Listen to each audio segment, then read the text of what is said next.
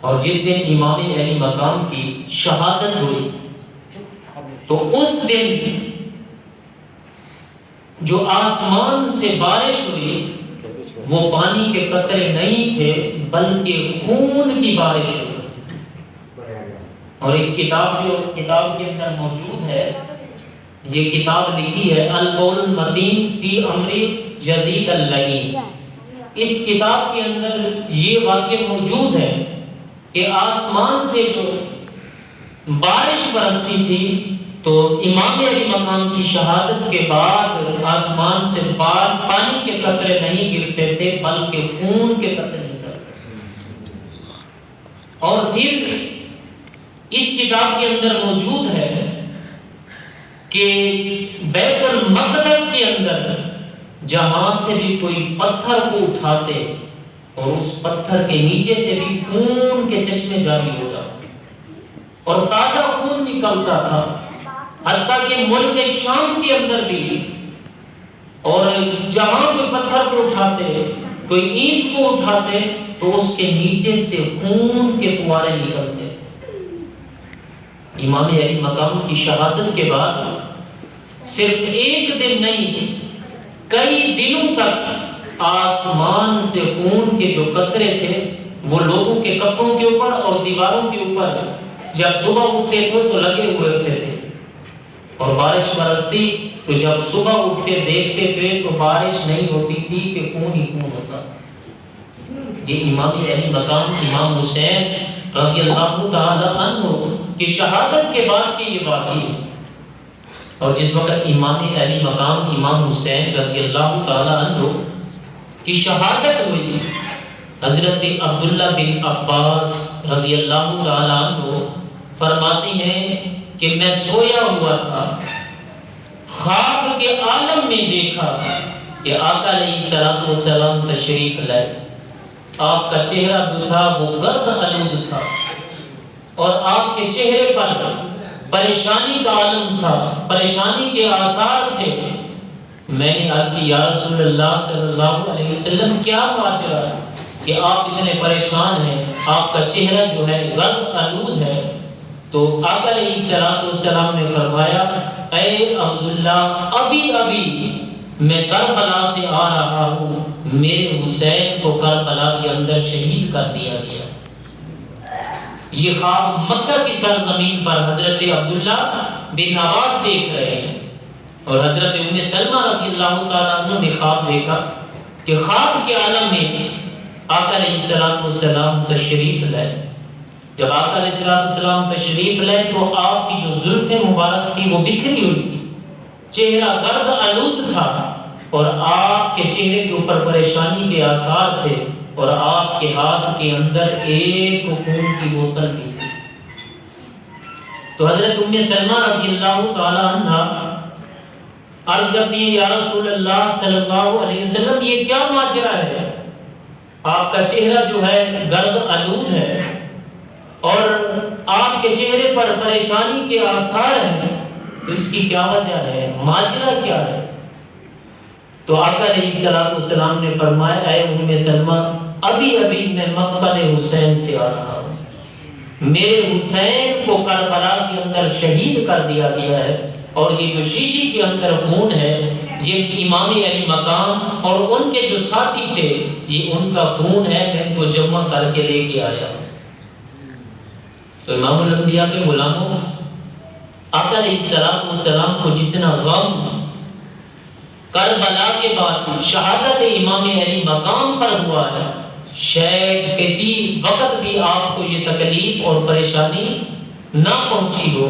یہ جو خواب کے جو ہے حضرت عبداللہ بن عباس بھی اس کو بیان کر رہے ہیں، اور حضرت ام سلمہ بھی ان کو بیان کر رہے ہیں۔ اور کربلا کے اندر جب امام علی مقام امام حسین کو شہید کر دیا گیا تو پھر امام علی مقام کے سر کو نیزے کے اوپر بلند کر دیا گیا، اور پھر کچھ عرصہ کے لیے وہیں پہ رکے رہے کوفے کے اندر، اور اس کے بعد پھر یہ جو لوٹا پھوٹا قافلہ تھا اس کو یزید کے دربار میں پہنچانے کے لیے لے کے جا رہے تھے یزید کے دربار میں، تاکہ یزید کے دربار کے اندر ان کو پیش کر دیا جائے۔ تو پھر جب یہ قافلہ چلتا ہوا تو اس قافلے کے اندر حضرت زینب سلام اللہ علیہ اور امام زین العابدین، اس کے علاوہ جو باقی قیدی تھے، مستورات تھی، وہ بھی شامل تھی۔ جب یہ قافلہ چلتا ہوا دمشق کے بازار میں آیا تو وہاں لوگوں کا بہت بڑا ہجوم تھا۔ وہاں پہ اعلان کر دیے گئے تھے کہ حکومت کے کچھ باغی تھے، ان کا سر کچل دیا گیا ہے، آج ان قیدیوں کو جو مستورات ہیں ان کو یزید کے دربار میں لایا جا رہا ہے، اس لیے وہاں جشن تھا۔ یزید نے حکم جاری کیا ہوا تھا کہ آج جو ہے جشن مناؤ، جو باغی تھے ان کے سر کو کچل دیا گیا ہے، جو قیدی ہیں وہ میرے دربار میں آ رہے ہیں۔ حقیقتاً لوگوں کو معلوم بھی نہیں تھا، جن کو باغی کہہ رہے ہیں در حقیقت یہی تو آقا علیہ السلام والسلام کی اہل بیت ہے، یہی تو آقا علیہ السلام والسلام کے گھر والے ہیں، اور یہی تو جنت کے مالک ہیں۔ لیکن کسی کو کچھ معلوم نہیں تھا، کیونکہ اعلان کیا گیا تھا کہ حکومت کے کچھ باغی تھے، ان کا سر کچل دیا گیا ہے، اب ان باغیوں کو یزید کے دربار میں لایا جا رہا ہے۔ اور لوگوں کا بہت بڑا ہجوم تھا، اور بازار کے اندر حتیٰ کہ عورتیں جو تھی وہ گھروں کی چھتوں کے اوپر چڑھ کر دیکھ رہی تھی کہ جو قیدی آئے ہیں، جو باغی آئے ہیں، ان کو دیکھا جائے۔ ایک خاتون جن کا یہ واقعہ ملتا ہے، وہ بھی اپنے گھر کی چھت کے اوپر بیٹھی ہوئی تھی، وہ بزرگ ہو چکی تھی۔ تو جب اس نے دیکھا کہ کچھ عورتیں آئی ہیں، کچھ مستورات ہیں جن کو قیدی بنایا گیا ہے، تو اس نے جب عورتوں کو دیکھا، مستورات کو دیکھا، تو ان کے لیے کچھ پانی بھیجا، کچھ کھجوریں بھیجی، کچھ کپڑے بھیجے، جا کر ان کو دیا جائے تاکہ وہ کچھ کھا پی سکیں۔ اس کو بھی معلوم نہیں تھا یہ قیدی کون ہے۔ اور جس وقت اس خاتون نے یہ پانی بھیجا، کھجوریں بھیجی، کچھ کپڑے جو بھی ضرورت کے مطابق تھے بھیجا گیا حضرت زینب سلام اللہ علیہ کے پاس، تو آپ نے سب کو تقسیم کر دیا اور فرمایا کہ اس خاتون کو ہمارے سامنے لایا جائے، ہمارے پاس اس کو بلایا جائے۔ جب وہ خاتون حضرت زینب سلام اللہ علیہ کے سامنے کھڑی ہوئی، اور وہ سیدھی کھڑی نہیں ہو سکتی تھی کیونکہ بزرگ ہو چکی، تو حضرت زینب سلام اللہ علیہ نے ان سے پوچھا کہ اے خاتون، آپ نے ہمارے ساتھ جو احسان کیا ہے، کیا سمجھ کر ہمارے ساتھ احسان کیا ہے؟ کیا آپ ہمیں جانتی ہیں؟ اس بوڑھی خاتون نے کہا کہ بی بی میں آپ کو نہیں جانتی۔ تو پھر حضرت زینب نے فرمایا کہ پھر یہ سارا کچھ آپ نے کیوں کیا، اس کی وجہ کیا ہے؟ تو وہ خاتون کہنے لگی کہ جب میں مدینہ میں رہا کرتی تھی، حضرت خاتون جنت سلام اللہ علیہ کی میں نکرانی تھی، اس کے گھر کے اندر کام کرتی تھی۔ جب میری شادی ہونے لگی تو میں دمشق آنے لگی، تو میں نے بی بی حضرت خاتون جنت سلام اللہ علیہ سے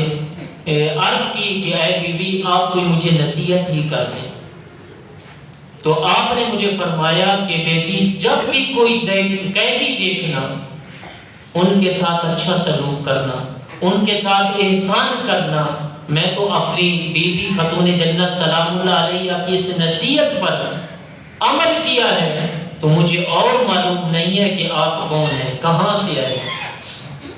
جب خاتون جنت سلام اللہ علیہ کا نام آیا تو حضرت زینب سلام اللہ علیہ کے دل کو قرار آیا، تسکین ملی۔ تو آپ نے فرمایا کہ بی بی ہم تو قیدی ہیں، کہ آپ یہ بتائیں کہ ہم آپ کے احسان کا بدلہ کیا دے سکتے ہیں۔ حضرت زینب سلام اللہ علیہ نے فرمایا ہم قیدی لوگ ہیں، کہ آپ بتاؤ کہ آپ کے احسان کے بدلے ہم آپ کو کیا اس کا صلہ دیں، ہم آپ کو کیا دے سکتے ہیں۔ تو اس خاتون نے کہا کہ بی بی مجھے اور تو کچھ نہیں چاہیے، بس میرے لیے دعا کر دیں۔ جب میں مدینہ سے آئی تھی تو اس وقت حضرت خاتون جنت سلام اللہ علیہ کے دو بیٹے تھے چھوٹے چھوٹے، ایک کا نام حسن تھا اور ایک کا نام حسین تھا، اور ان کی ایک بیٹی تھی جن کا نام سیدہ زینب سلام اللہ علیہا تھا۔ آج میرے لیے دعا کر دیں کہ میں نے یہ بھی سن رکھا ہے کہ حسن مجتبیٰ جو ہیں وہ بھی فوت ہو چکے ہیں، شہید ہو چکے ہیں، اور دعا فرما دیں حسین کی زیارت ہو جائے اور زینب سلام اللہ علیہا کی زیارت ہو جائے۔